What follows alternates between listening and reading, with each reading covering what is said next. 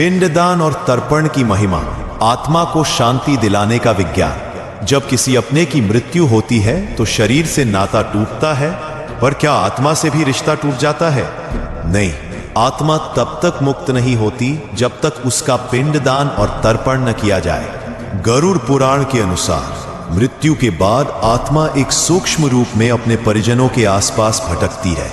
वह चाहती है कोई उसे याद करे, कोई उसे गति दे, और यही कार्य करता है पिंडदान। पिंड का अर्थ है अन्न का वह अंश जो शरीर रूप में आत्मा को प्रदान किया जाता है। यह एक प्रतीकात्मक शरीर है जिसके माध्यम से आत्मा को नया आवास, नई दिशा मिलती है। पिंडदान आत्मा को धरती से ऊपर उठाने का साधन है। गरुड़ पुराण।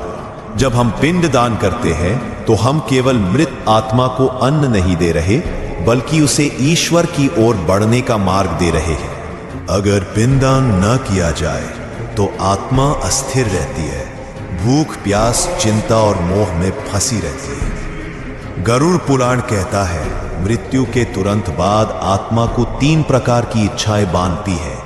शारीरिक सुख की स्मृति, अपूर्ण कार्यों की पीड़ा, परिवार के मोह का भार। जब तक इनसे मुक्ति ना हो आत्मा आगे नहीं बढ़ सकती। इसलिए पिंडदान आत्मा की मानसिक भूख का समाधान। श्राद्ध पक्ष, अमावस्या, मृत्यु की तिथि और तीर्थ स्थलों पर किया गया पिंडदान, इन अवसरों पर पिंडदान अत्यधिक फलदायक होता है। विधि: काले तिल, चावल, जल, कुशा और गाय का दूध दक्षिणाभिमुख बैठकर मंत्रोच्चार के साथ 3 पिंड बनाकर पिता, पितामह, प्रपितामह के लिए जल तर्पण के साथ समर्पण। जिसने पिंडदान विधि पूर्वक किया उसने अपने पितरों के 21 कुलों को तार दिया। पिंडदान के समय आत्मा उपस्थित रहती है।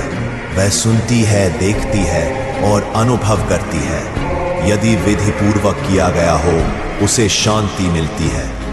यदि उपेक्षा से किया गया हो आत्मा और अधिक बेचैन हो जाती है। आत्मा के लिए यह अन्न नहीं, आश्वासन है कि तुम अकेले नहीं हो, हम तुम्हें मुक्ति देंगे। तर्पण: संतोष देना, तृप्त करना। जब जल, तिल और मंत्रों के माध्यम से पितरों को तर्पण किया जाता है तो उन्हें सूक्ष्म ऊर्जा मिलती है। गरुड़ पुराण में कहा गया है जो व्यक्ति तर्पण नहीं करता उसके कुल की आत्माएं भटकती रहती है और रुष्ट होकर दोष देती है। तर्पण के लाभ: पूर्वज प्रसन्न होते हैं, घर में शांति समृद्धि आती है, आत्मा को गति मिलती है। किन आत्माओं को पिंडदान की आवश्यकता नहीं होती? जिन्हें जीवन में ही मोक्ष प्राप्त हो गया, जिन्होंने अंतिम समय में हरि नाम लिया, जो योगी, तपस्वी या महान संत रहे लेकिन आम आत्माएं जिन्होंने सामान्य जीवन जिया, जिनमें मोह था, उन्हें पिंडदान अनिवार्य है। गरुड़ पुराण स्पष्ट करता है ब्रह्म हत्या करने वाले माता पिता का, अपमान करने वाले गुरुद्रोही, जो मृत्यु से पहले पाप कर्म करते रहे और प्रायश्चित नहीं किया, ऐसी आत्माओं को पिंडदान देने से दोष लौटकर परिवार पर आता है। गरुड़ पुराण विशेष रूप से गया, प्रयाग, काशी, हरिद्वार, पुष्कर जैसे तीर्थों का उल्लेख करता है। गया में किया गया पिंडदान आत्मा को तुरंत गति देता है।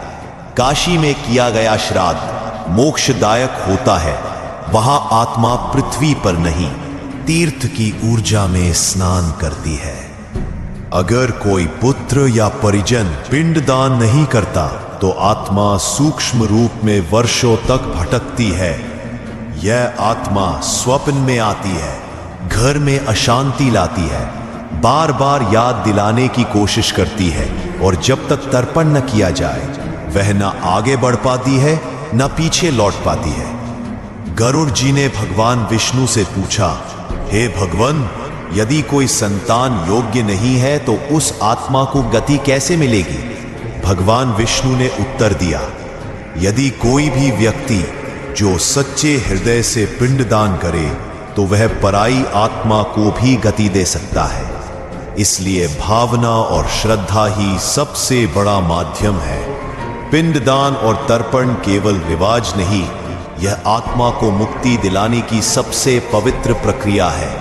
हम जब अपने पूर्वजों को तर्पण देते हैं तो हम उन्हें केवल स्मरण नहीं कर रहे, बल्कि उन्हें उनके अगले जीवन के लिए ऊर्जा दे रहे हैं। पिंडदान वह दीप है जो आत्मा को अंधेरे से प्रकाश की ओर ले जाता है।